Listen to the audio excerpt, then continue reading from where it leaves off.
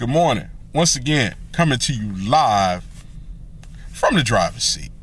And today's post is about give and it shall be given back to you. Now, I know most of the time when we hear that scripture, we hear that quote from scripture, it is associated with tithes and offerings. But the reality is, it is associated with every aspect of life. What you put into something will determine how much you get out of it. Let's take the gym, for example. If you put in the work, the gym will give you back muscles. Let's look at relationships. If you put in the love, it gives you love back. If you put in respect, you'll get respect back. Now, a lot of us go to church every day and we're looking for the 100-fold, the 50-fold, the 60-fold. We're looking for increase. We're looking for return on investment. But the question becomes, what are you giving God? Are you giving him something to work with, or are you just asking for stuff? Now, we talk about giving him time. Coming to church, going to Bible study, staying in prayer. Those are good things, because all those things will help grow you. But I'm talking about giving him effort. I'm talking about when you go to your job every day, dominating, proving that you could be faithful over the position that you are in right now. That way, he could look at you and say, yeah, that one right there, that one ready.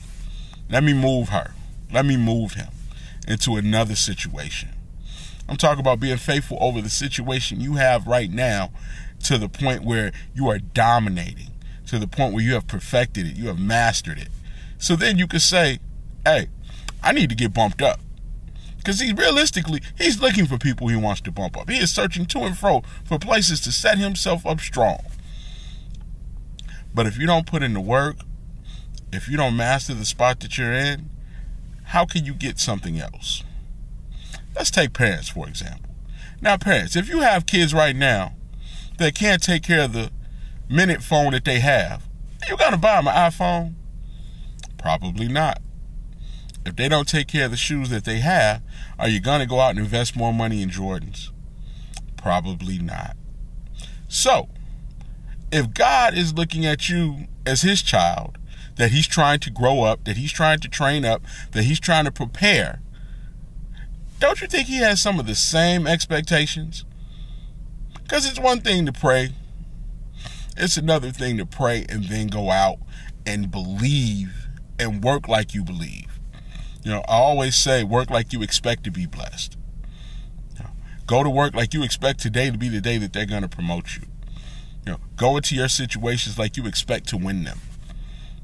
Get into the ring like David did, with the expectation that you are going to knock Goliath on his butt. But you have to put in the work. I know personally that there have been times when I've been believing for things that I didn't do a darn thing to get. And sometimes you will get some grace. But if you don't learn how to manage the gift that you've been given, it'll be taken away. It won't necessarily be taken away because you've done something wrong. But if you don't know how to keep it, the devil's going to steal it. Same thing with people who win the lottery. You get money, and all of a sudden every relative you ever had or didn't have comes out of the woodwork. Everybody has all these investments that they want to make you a part of. Why? Because you have money. And as soon as you get that money, they start trying to take it from you. That's what I'm saying. As soon as you get that blessing, they start trying to take it from you. Ladies, as soon as you get right, as soon as you get fit, as soon as you start looking good, if you don't really know how to discern what a good man is, a bad one is going to come along and covet all of that stuff that you have and try to take it for itself. Make you his. But is he going to take care of you? Probably not. Because he don't really want you. He just wants your body. He just wants your status. He just wants the glory that comes with having you on his arm. But once you really start to discern what a good man is, then you'll be able to say, hey man, I got pearls and I'm not casting them before swine. People, what we have to start doing is putting in the work.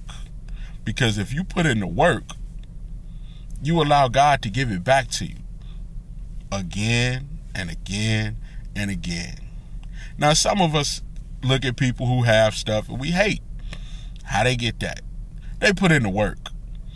Now, the idea that stuff is just going to fall out of the sky, I need you to get that out of your head.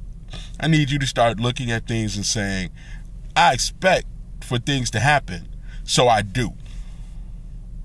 I expect to be healed, so I'm going to already start eating right. I'm going to already start working out. I'm going to already start doing things that will make my situation better, so when my healing comes, I can pick it up while I'm running. Not wait till my healing comes and then try to get healthy. Because if you truly believe you're going to be healthy, then you start doing what healthy people do. If you truly believe that you're going to have something, then you start preparing for it. Now, we use pregnancy all the time. I've heard pregnancy used for years. But be pregnant with your dreams. Be pregnant with your goals. And start preparing the same way. Start figuring out what suit you're going to wear that first day when you open that business. And then do the things necessary to open the business. Start figuring out what you're going to do, who you're going to bless. Get you a list together of people you're going to bless when you get yours. And start breaking them off a little bit now.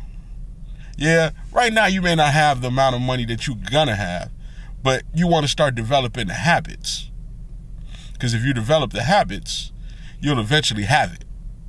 So figure out who you want to bless, figure out who you want to support, figure out what you want to do, and start putting it on them a little bit at a time.